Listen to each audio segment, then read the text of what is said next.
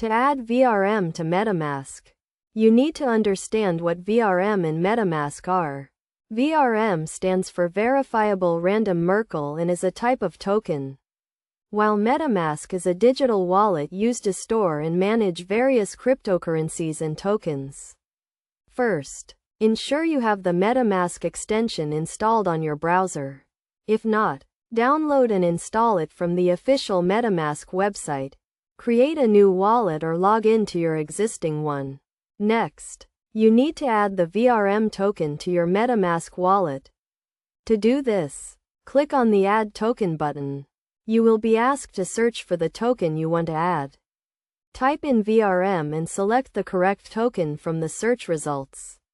If the token is not available, you may need to add it manually by entering the token contract address.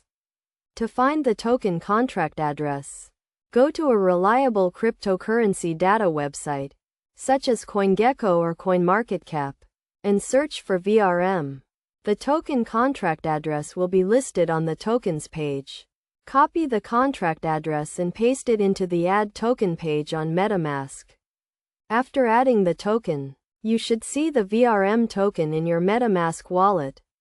To receive VRM, you need to share your wallet address with the sender. To find your wallet address, click on the account name and select Copy Address to Clipboard. You can also add a custom network to Metamask if the VRM token is based on a specific blockchain network. To do this, click on the Add Network button and enter the network details, such as the network name, RPC URL, and chain ID. It is essential to ensure that you are adding the correct token contract address and network details to avoid any potential issues.